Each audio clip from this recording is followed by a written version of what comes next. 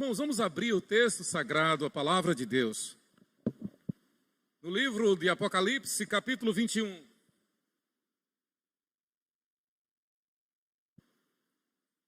Apocalipse, capítulo 21. Nós vamos ler alguns versículos deste capítulo e do capítulo que o pastor Lucas já leu. Capítulo 21, de 1 a 4. Vamos abrir juntos o texto e vamos ler juntos o texto. Apocalipse 21, de 1 a 4. E depois, o 22, de 1 a 5. Assentados mesmo, e você que está em casa, chamem as crianças, participemos todos da leitura. Apocalipse 21, de 1 a 4, e em seguida, o 22, de 1 a 5. Leiamos juntos.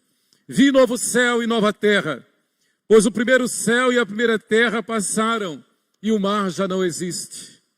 Vi também a cidade santa, a nova Jerusalém, que descia do céu, da parte de Deus, ataviada como noiva, adornada para o seu esposo. Então ouvi grande voz vinda do trono, dizendo: Eis o tabernáculo de Deus com os homens. Deus habitará com eles. Eles serão povos de Deus, e Deus mesmo estará com eles.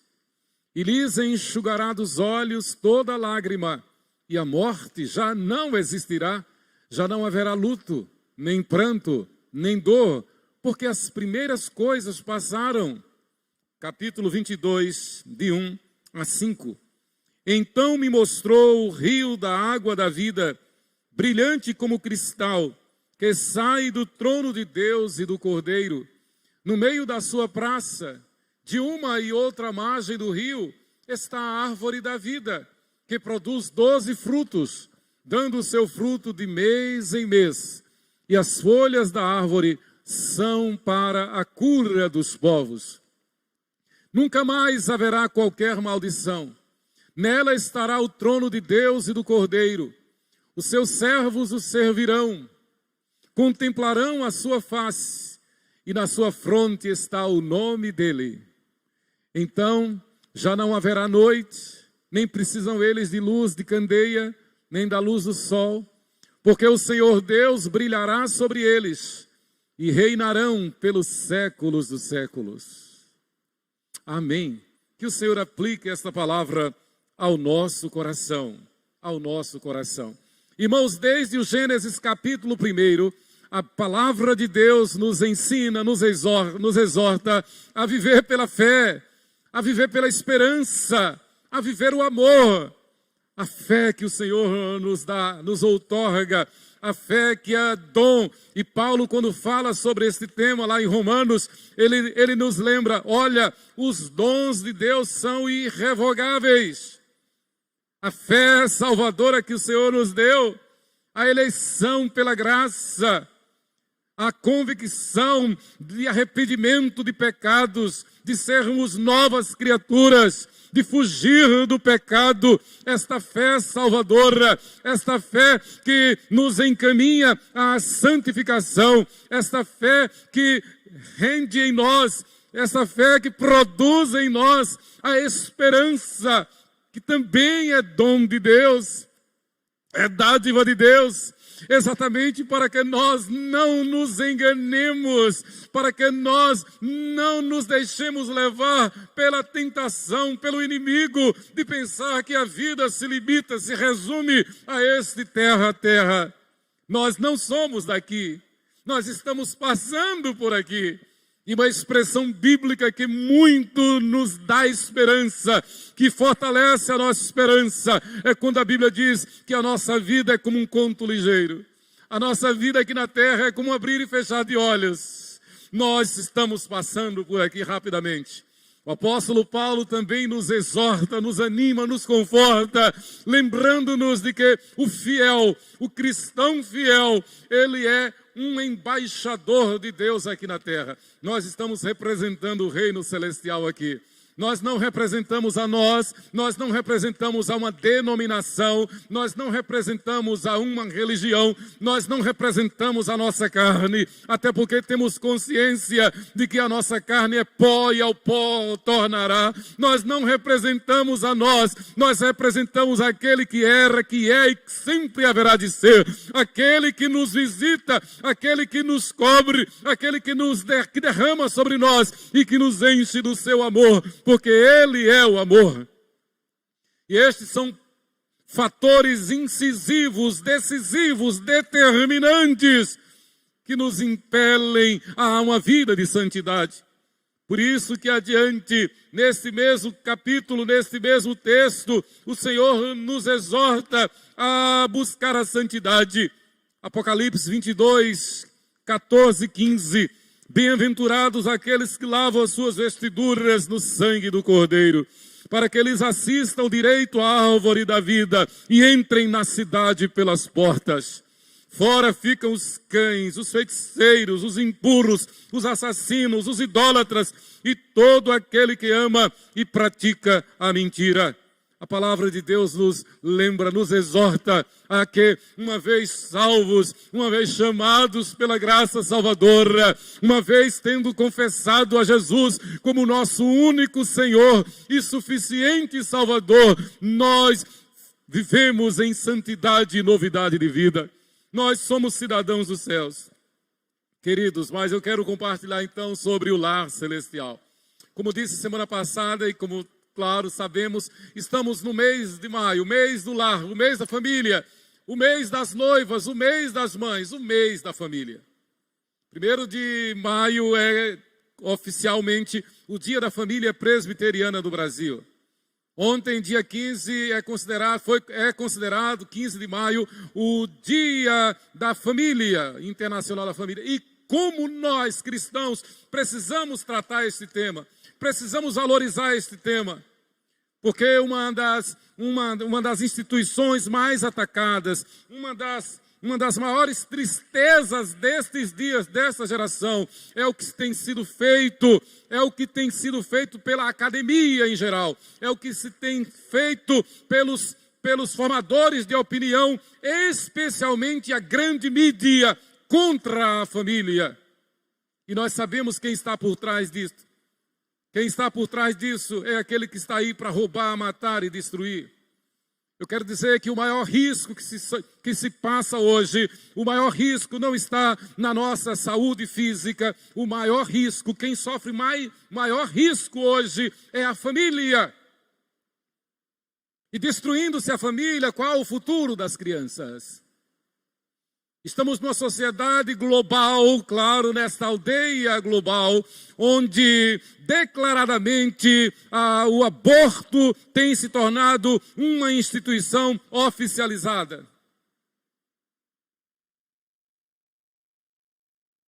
Numa estatística, quando se mostra que morreram 1 milhão vítimas da Covid no ano passado, 55 milhões de crianças foram assassinadas no ventre de suas mães. Pense nisso. 55 milhões de crianças foram assassinadas. Não foi aborto espontâneo, não foi aborto natural, foi aborto declarado, aborto provocado, assassinato. E, em geral, a sociedade tem defendido essa bandeira. Políticos de grande influência e com grande apoio mundial e com grande apoio até de crentes, de membros de igreja, têm como bandeira principal o aborto e a destruição da família. Bastaria um evangélico, bastaria um eleitor evangélico, um eleitor cristão, saber que aquele candidato tem como meta algo contra a igreja, algo contra a palavra de Deus, para nem citar esse nome. Mas tem se feito isto, às custas não sei de quê. Mas nós sabemos, à luz da Bíblia, que fora ficam os cães, os feiticeiros, os impuros, os assassinos, os idólatras e todo aquele que ama e pratica a mentira. A palavra ainda neste mesmo capítulo diz, no versículo 10, acompanhe, Apocalipse 22, versículos 10 e 11. Disse-me ainda, João revelando o que Jesus lhe dissera, lhe dizia, disse-me ainda, não seles as palavras da profecia deste livro, João, porque o tempo está próximo.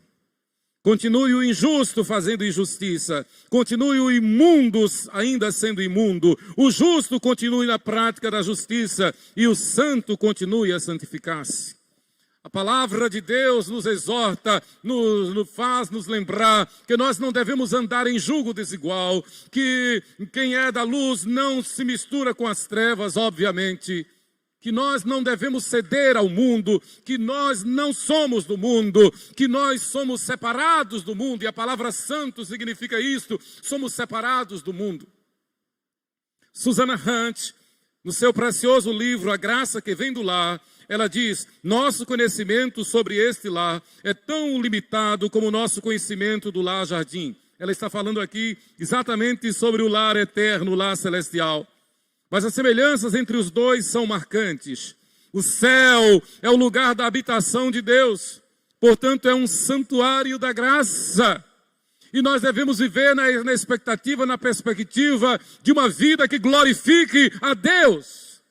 Porque a vida do céu é a vida da glória de Deus. Então nós aqui na terra temos o dever, temos a obrigação. E quem tem o Espírito Santo vive exatamente nessa dimensão para dar glória a Deus. Não a minha vontade, mas a vontade de Deus. Por isso que dissemos no início que o lar cristão é um protótipo, é um avant-première, é um trailer, o lar cristão do céu.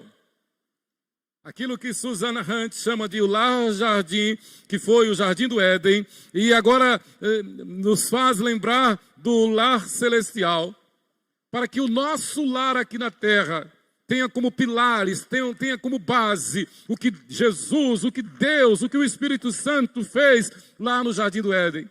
E ainda que Adão e Eva tenham desobedecido, e por conta disso tenha vindo a morte e a expulsão do jardim do Éden, o Senhor, que é rico em misericórdia, Ele nos garante, Ele preparou, Ele nos garante o lar celestial, para que na nossa caminhada aqui na terra, para que uma família como a nossa, uma família como Paulo, Lígia, Ana Paula, Samuel, família como Tiago, Roberta, família como Apolinário, Anália, a família como Andrews e Daniela, a família como a nossa, seja um protótipo do lar celestial. O Senhor quer que vivamos assim.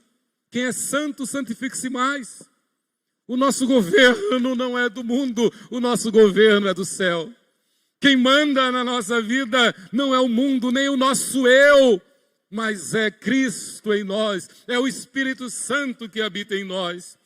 A Confissão de Fé de Westminster, em seu capítulo 32, do estado do homem depois da morte e da ressurreição dos mortos, no artigo 1º, a nossa Confissão de Fé de Westminster, ela diz: os corpos dos homens depois da morte voltam ao pó e vem a corrupção, mas as suas almas que nem dormem, possuindo uma substância imortal, voltam imediatamente para Deus que as deu. Obviamente que a Bíblia mostra que essa doutrina de que as almas ficam dormindo na sepultura é uma heresia. Ninguém fica dormindo na sepultura. O espírito não sofre solução de continuidade, é ato contínuo. Lembra de Estevão quando estava sendo apedrejado e antes do último suspiro, ele diz: eis que eu vejo o Filho do Homem à destra de Deus, à destra do Pai, com os braços abertos, me esperando. E Jesus diz a todo aquele que lá chega: vinde bendito de meu Pai, entrai no reino que te está preparado desde a fundação do mundo. Continuando na confissão de fé, as almas dos justos, justificados pela graça mediante a fé em Cristo Jesus, somente, sendo então aperfeiçoadas em santidade, Querido, sem santificação ninguém verá a Deus. Pode ter cara de crente, nome de crente, pode ser pastor, pode ser doutor em teologia, pode conhecer a Bíblia de cor e salteado. Mas se não tiver santidade, se não tiver santificação, jamais entrará no reino dos céus.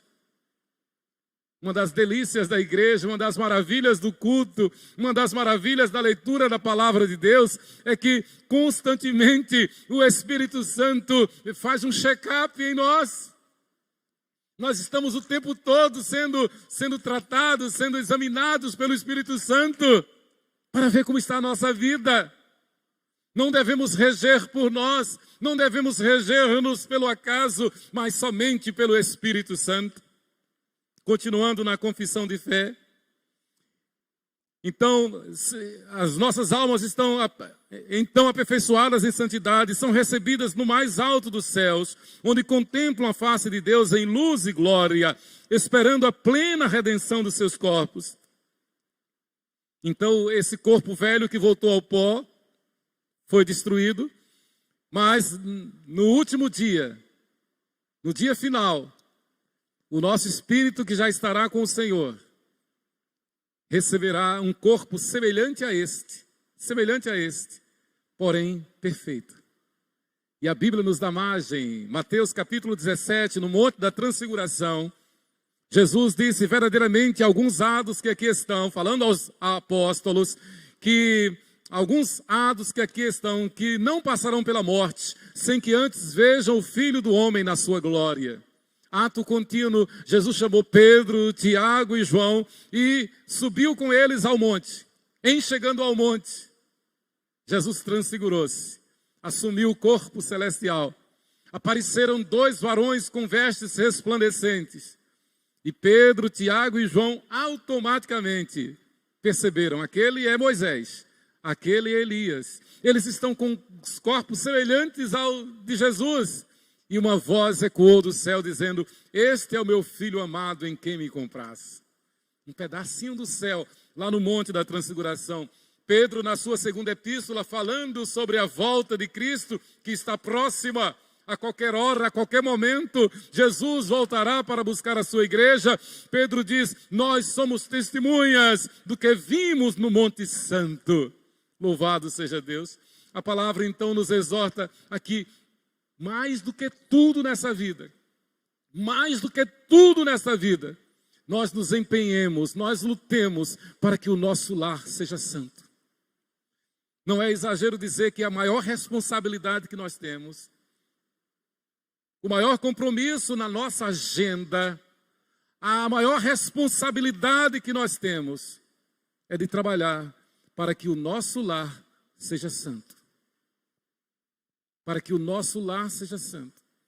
Em contrapartida, não deve haver tristeza maior, não deve ter tristeza maior, dor maior, e não deve haver prevenção e precaução maior do que saber que há um familiar que não está vivendo conforme a palavra de Deus.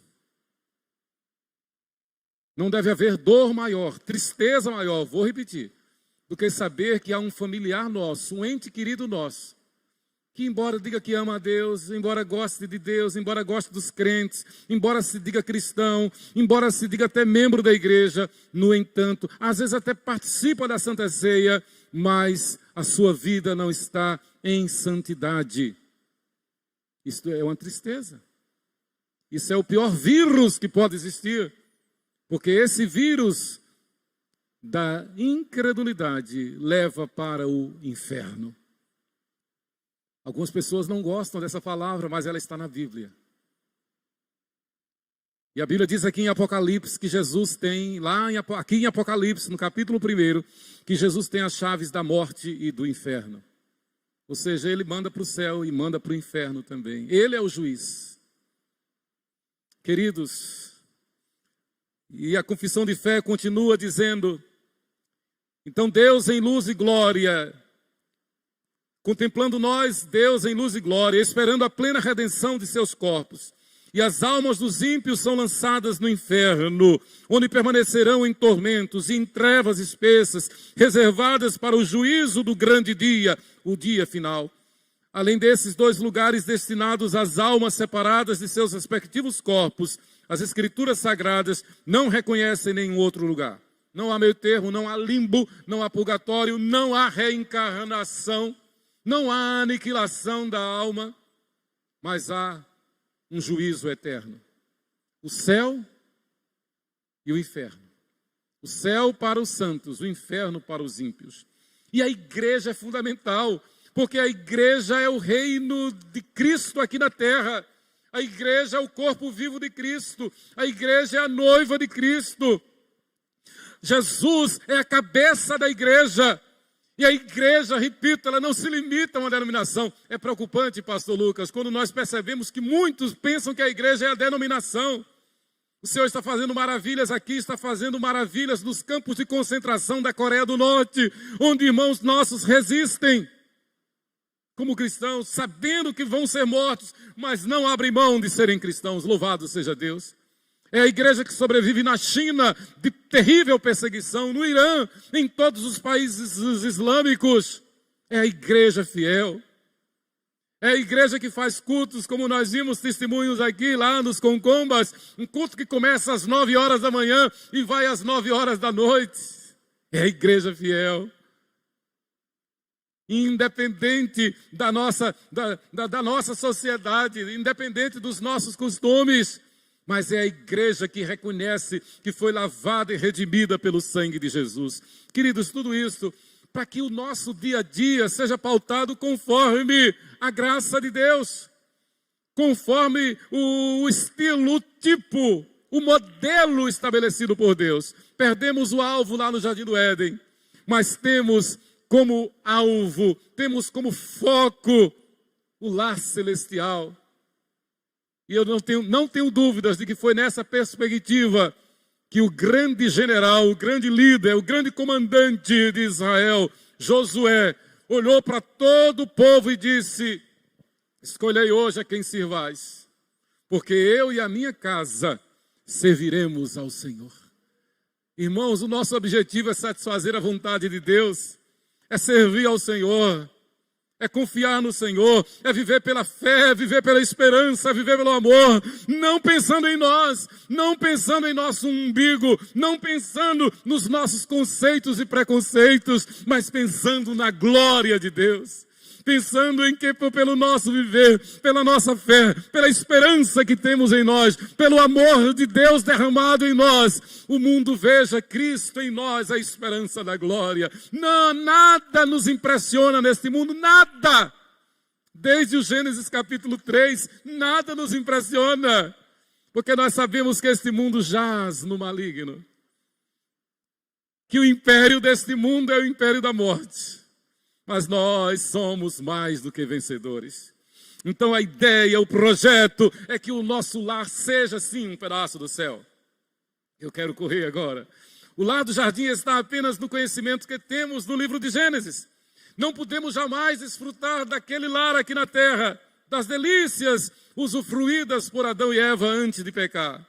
Perdemos o lar do jardim justamente por causa do pecado de nossos primeiros pais. E muitas vezes a igreja não tem avançado por causa de pecados dentro da igreja. Pecados acalentados na igreja. Estava compartilhando essa semana com o pastor Lucas, lá no gabinete, e dizendo, das maiores dores que nós temos como pastores, é perceber que algumas vezes pessoas nos tratam como se nós fôssemos bobos. Agora, se não enganam a nós, quanto mais a Deus. Ninguém engana a Deus. Não dá para ser crente de duas caras. Não dá para ser crente um pé na igreja, um pé no mundo. Não dá para ser crente de discurso. Não dá. De Deus não se zomba. Nós perdemos o lar do jardim, mas Deus nos dá bem claro diante de nós um lar celestial. E Ele manda que nós nos miremos naquele lar. Ele manda que nós fujamos do pecado. Ele manda que nós fujamos de nossos medos, receios, de nossas idiosincrasias, de nosso terra-terra. E vivamos pensando nas coisas lá do alto, onde Cristo vive. Queridos, embora tenhamos perdido o lar do jardim, nós guardamos em nossa consciência uma certa saudade, e é verdade, de um lar onde sejamos verdadeiramente felizes. Uma das delícias do casamento feito com a bênção de Deus é que a gente quer que nunca acabe. E se tem uma dúvida, é uma dúvida humanamente falando, mas eu tenho certeza que nós vamos ser extremamente, incomparavelmente surpreendidos, porque se o céu é um lugar bom, e se o casamento que Deus nos deu aqui na terra é uma bênção, eu tenho certeza que lá no céu, a Bíblia diz que no céu nem se casam, nem se dão em casamento, mas eu não tenho dúvidas que o Senhor vai nos surpreender, dando-nos uma dimensão de glória, que nós não vamos ter saudade do casamento maravilhoso aqui na terra. Grave isto. O casamento feito por Deus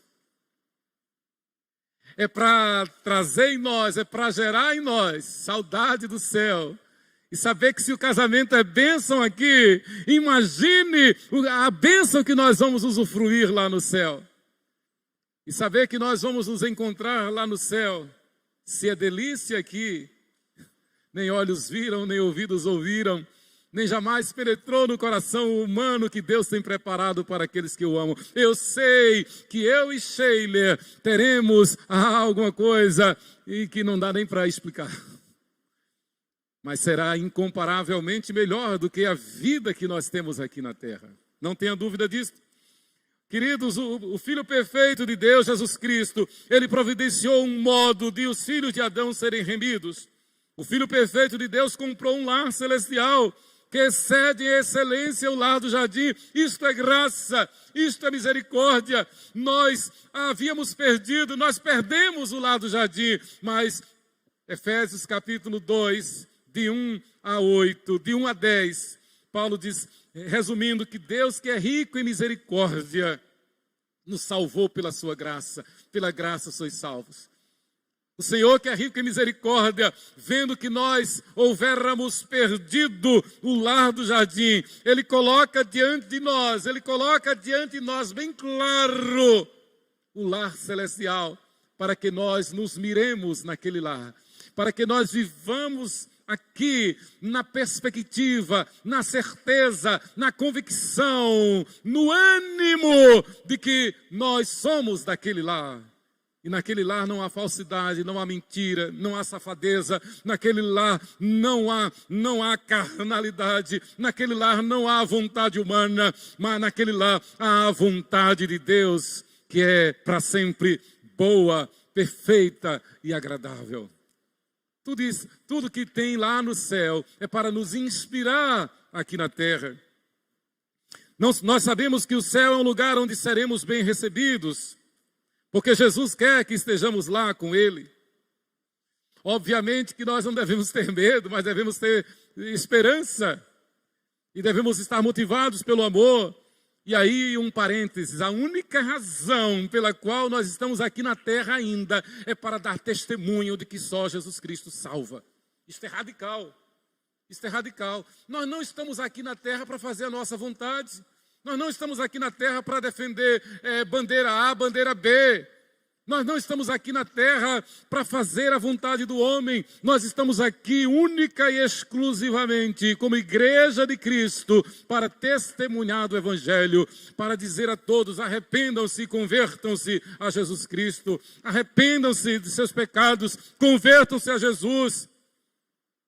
Santo não salva, igreja não salva, Maria não salva, só quem salva é Jesus. Não existe salvação depois da morte. Não existe salvação por procuração. Não existe salvação mediante rezas ou orações ou cultos ou missas em favor da alma falecida.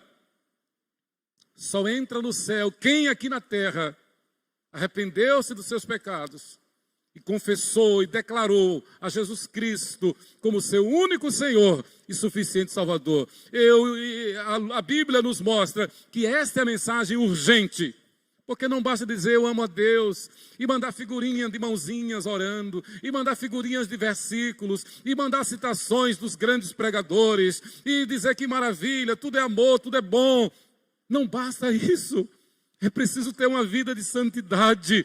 É preciso ter uma vida de fuga do pecado. É preciso ser nova criatura. É preciso viver o lar celestial aqui na nossa casa. Queridos, permitam-me a redundância. Desejamos ir para o céu porque sabemos que Jesus quer que lá com Ele estejamos. Jesus até orou por isso.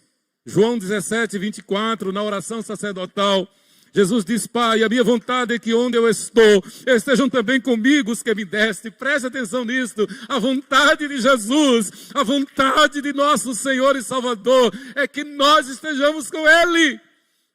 Se ainda não estamos, é porque Ele quer que sejamos seus embaixadores fiéis aqui. É que Ele quer que nós testemunhemos do Evangelho, que nós não tenhamos vergonha de evangelizar, que nós não tenhamos vergonha de dizer que somos cristãos e que se vier a perseguição, nós sejamos os primeiros a dizer: pode matar, porque eu não vou negar Jesus. Você quer saber? Uma das orações que eu tenho mais feito nos últimos dias é esta: Senhor, se hoje for o dia do martírio, eis-me aqui. E eu não vou fugir. Eu não vou negar. Eu não vou negar Jesus. Eu não estou dizendo isso da boca para fora. Claro que isso é um exercício de fé. Isso é um exercício de esperança. Isso é um exercício doutrinário de testemunho.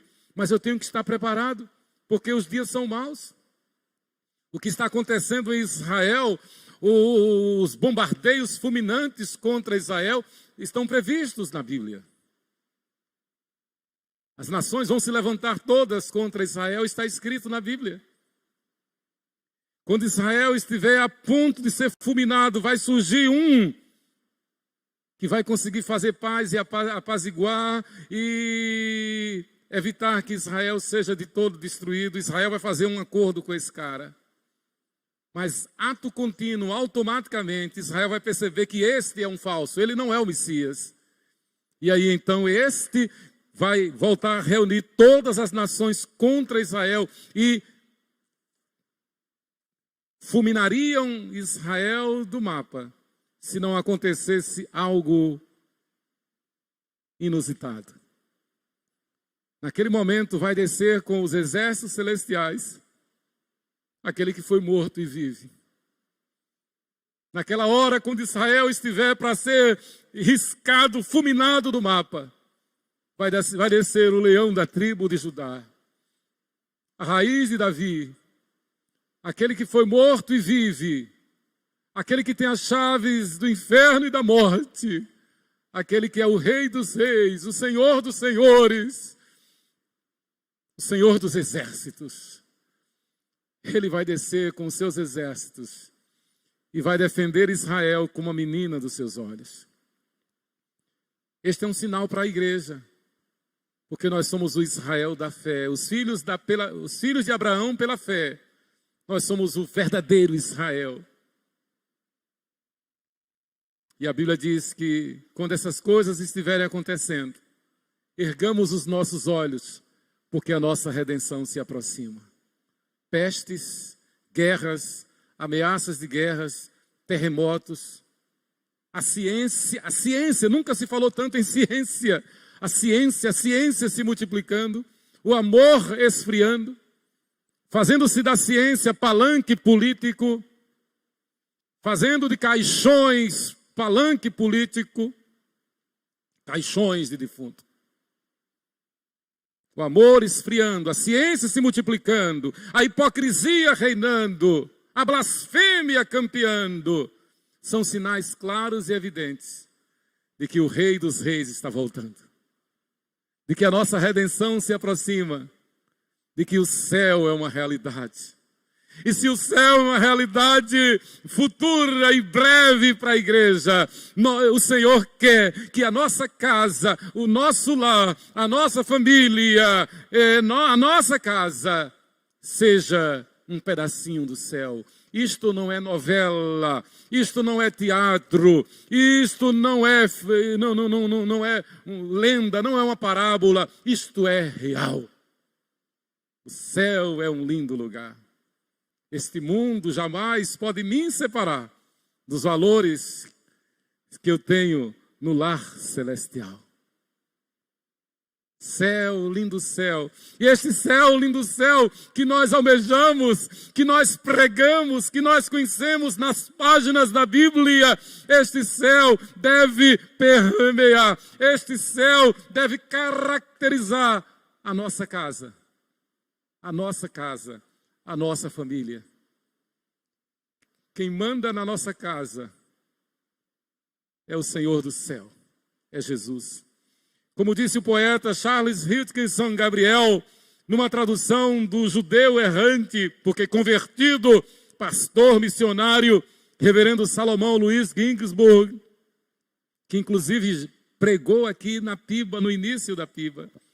No hino 487 do cantor cristão, ele escreveu: anelo por Cristo, meu Rei e Salvador, as honras a Ele darei com louvor, porque sempre achei nele graça e favor.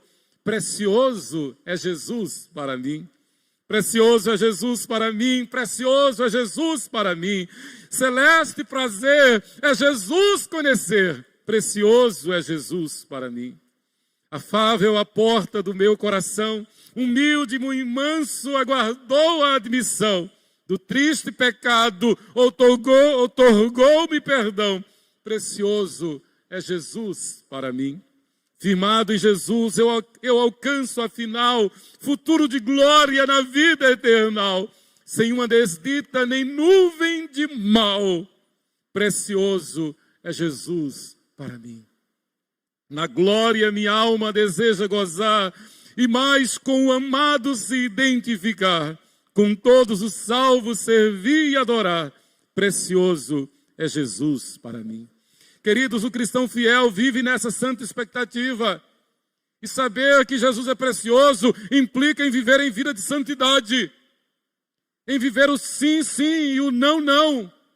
Não em viver uma vida dúbia, não em viver uma vida carnal, não viver uma vida escrava do pecado, mas escravo de Cristo, escravo da santidade do Espírito Santo. Foi nesse contexto que Jesus disse: na casa de meu Pai há muitas moradas, se assim não fora, eu vos teria dito, pois vou preparar-vos lugar. E quando eu for e vos preparar lugar, voltarei e vos receberei para mim mesmo, para que onde eu estou, estejais vós também. Não sabemos como será o nosso final aqui, mas sabemos que estaremos com Jesus na glória celestial. Os fiéis, os que vivem em santidade e novidade de vida. Eu li em João 14, 2 e 3. Queridos, as boas novas do lar celestial servem de modelo para o nosso lar. As boas novas do lar celestial servem de modelo para o nosso lar. Perdemos o lar do Jardim do Éden, mas temos à nossa frente o lar celestial. E quando eu penso nisto, eu penso numa das maravilhas que Deus me tem dado. Eu viajei 24 horas para conhecer a minha namorada. Eu conhecia de vista e por telefone. Mas para conhecer presencialmente, usando uma palavra da moda, para conhecer presencialmente aquela que já era minha namorada, eu tive que viajar 24 horas. Cheguei na rodoviária em Belo Horizonte. Pense na aglomeração, não tinha problema de aglomeração. 1987. A rodoviária entupida. Eram 7 horas da manhã. E nós havíamos combinado que ela iria me pegar para levar para sua casa em Betim, na cidade de Betim. E eu fiquei lá naquela balaustrada ali, onde chegam os ônibus interestaduais em Belo Horizonte. Fiquei ali esperando. E de repente, essa imagem que está gravada na minha mente, eu vi uma jovem, longe assim, uns 200 metros, eu vi uma jovem que vinha descendo assim, e num primeiro momento eu imaginei que pudesse ser aquela, mas automaticamente o bom senso me fez pensar assim: é muito para você. É muito, não é aquela não, aquela ali deve ser uma atriz, uma pessoa que deve estar fazendo alguma campanha publicitária e está sendo filmada, não é aquela. E eu deixei de olhar para aquela. E fiquei ali esperando. E olhava para todos os lados. Eu havia imaginado que aquela não fosse a eleita de Deus. Porque eu achei que era muita coisa. Queridos, o céu é muita coisa para nós. Mas nós não devemos tirar a visão do céu. A gente pensa que é demais para nós, mas não, é o dom de Deus, é a bênção de Deus. Temos que continuar olhando para o céu. Eu podia ter usufruído muito mais naqueles minutos ali na rodoviária de Belo Horizonte, se eu tivesse acompanhado o caminhar daquela jovem. Eu esqueci de tal forma, pastor, que de repente, quando eu menos esperei, aquela jovem, eu estava exatamente no lugar assim mais alto, aquela jovem chegou e ficou assim na minha frente. Era ela. Sheila de Fátima. Essa lembrança, essa memória, essa realidade é apenas um vislumbre, é apenas uma ilustração para que nós nos lembremos de que o céu é exatamente a glória e que nós temos que olhar para o céu. O Senhor preparou para nós o melhor, o incomparavelmente melhor. E uma das minhas orações diárias é: Senhor, eu não merecia tanto, mas o Senhor me agraciou, eu só tenho que agradecer. Eu não merecia ser pastor da Igreja Presbiteriana 12 de agosto. Eu não merecia ser pastor da Igreja Presbiteriana 12 de agosto. Mas Deus quis que eu seja pastor. Eu, por mim, não tenho mérito nenhum. Capacidade nenhuma. Mas eu sei em quem eu tenho crido. E sei que Ele é poderoso para fazer infinitamente mais do que tudo quanto eu possa pedir ou pensar. Nós temos que pensar no céu como o melhor. E não esquecer de que o melhor não é o cônjuge, não são os filhos, não é a profissão, não é a conta bancária, não é a saúde física. O melhor, como diz o poeta também, Jesus é melhor que riquezas e bens. Jesus é o melhor é Jesus, o melhor é saber que vamos para o céu, o melhor é saber que Deus quer que a nossa casa seja um pedaço do céu. Louvado seja Deus. E Deus nos disciplina, e Deus nos corrige. Queridos, as boas novas do lar celestial servem de modelo para o nosso lar. Primeiro, o lar celestial é eterno. A nossa casa, a nossa família, o nosso lar deve ser cuidado como uma sala de recepção para o lar do céu.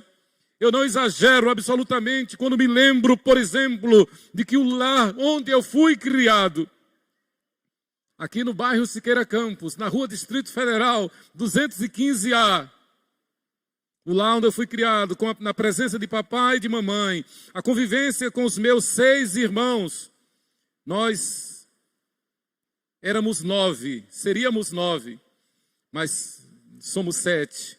O nosso berço paterno e materno gravou na minha memória o desejo de que esse lar se perpetuasse. Ainda mais quando aprendi no culto doméstico que os fiéis em Cristo viverão para sempre no lar celestial. Quantas vezes nós íamos a pé aqui para a Igreja Presbiteriana de Aracaju receber a cesta básica, porque nós precisávamos da cesta básica. E nós chegávamos em casa na maior alegria com aquela cesta básica. E o nosso almoço de dia de domingo, o melhor almoço, era farofa. Farofa com carne, farinha e carne.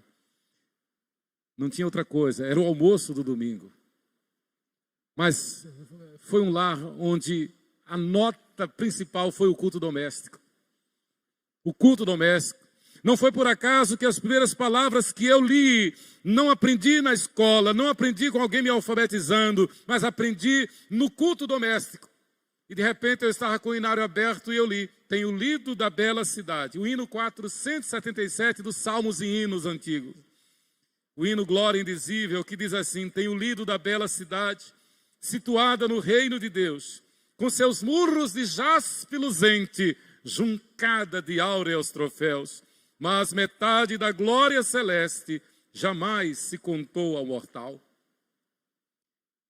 As primeiras letras, as primeiras palavras que eu li foram essas. Tenho lido da bela cidade. E que providência, né? tenho lido da bela cidade. É o meu hino favorito. Eu acho que é o 400 e... eu acho que é... não lembro agora, esqueci agora no nosso inário. Eu acho que é o 187 do nosso inário. 187. Viveremos no lar celestial para sempre, e assim devemos almejar e viver a vida comum em nosso lar, como se este fosse o nosso último dia aqui na terra, quando então entraremos no lar eterno. Davi expressou essa realidade de forma perfeita quando disse: bondade e misericórdia certamente me seguirão todos os dias da minha vida, e habitarei na casa do Senhor para todo sempre. O nosso lar, repito, é para ser uma avant-première, um trailer do lar celestial. Olhamos para lá e o trazemos para cá, porque lá estaremos para sempre. A pergunta 37 do breve catecismo de Westminster assim diz e responde: quais são as bênçãos que os crentes recebem de Cristo na hora da morte? E a resposta: a alma dos fiéis na hora, gravem isso, é doutrina pura. A alma dos fiéis na hora da morte é aperfeiçoada em santidade e imediatamente entra na glória. E o corpo deles, estando ainda unido a Cristo, descansa na sepultura até a ressurreição. Quando chegar o dia final, então, um novo corpo estará. O corpo celestial nós assumiremos. Mas em segundo lugar, eu estou dizendo que o lar celestial serve de modelo para o nosso lar. Primeiro, o lar celestial é eterno. Segundo, o lar celestial é pactual. É fruto da aliança que a Trindade fez consigo. A aliança que Deus fez com Adão foi desfeita, porque Adão não fez por merecer. Adão desonrou, Adão pecou, Adão transgrediu. E agora Deus, que é rico em misericórdia, resolveu fazer aliança com a própria Trindade. Deus Pai e Deus Filho, com a direção do Espírito Santo. Lembra que o Filho perfeito de Deus foi gerado no ventre da Virgem Maria, pelo poder e graça do Espírito Santo, sob as ordens de Deus Pai. Louvado seja Deus. Então o lar celestial é pactual.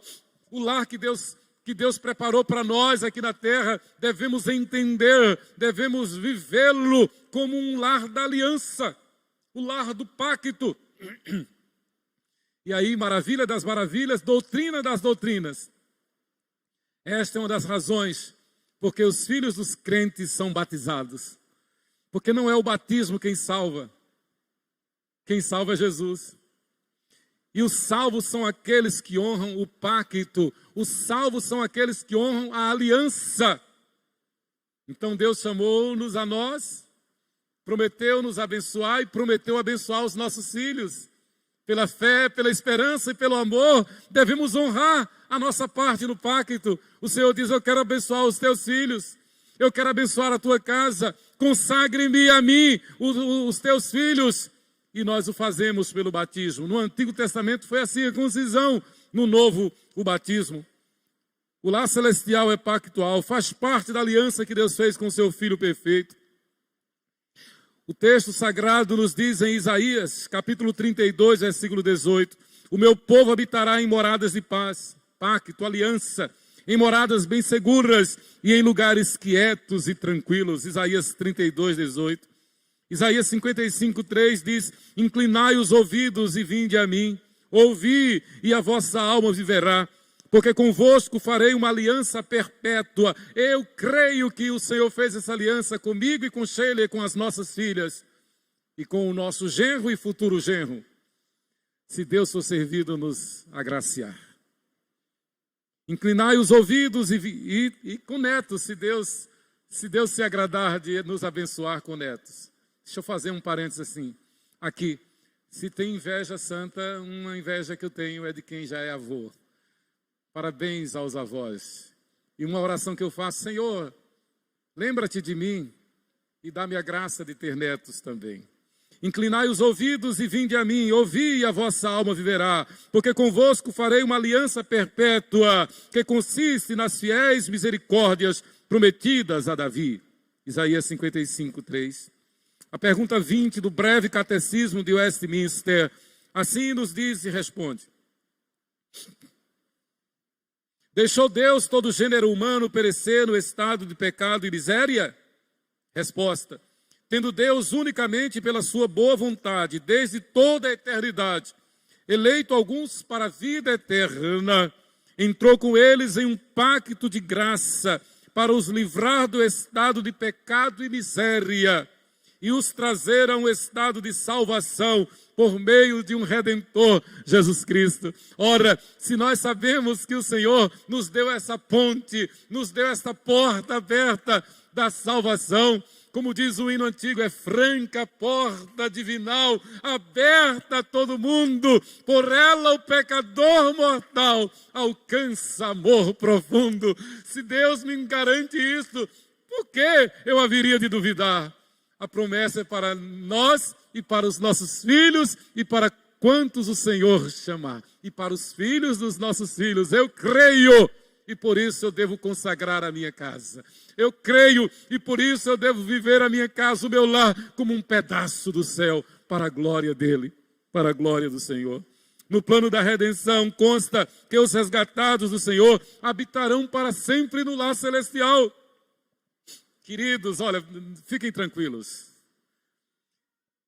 Se ser igreja aqui é bênção, se ser família aqui é bênção, se essa família que Deus nos deu aqui é bênção, não tenhamos dúvida, nós não vamos ter nenhuma decepção, nós não vamos ter nenhuma perda, nós não vamos perder a bênção da igreja, nós não vamos perder a bênção da comunhão da família, será exponencialmente melhor lá no lar celestial.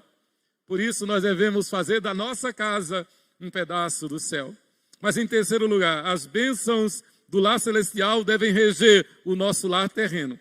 O lar celestial, ele é eterno, ele é pactual, é da aliança e ele é o lar inspirativo. Se tem alguma coisa em que nós devemos nos inspirar, é exatamente no lar celestial.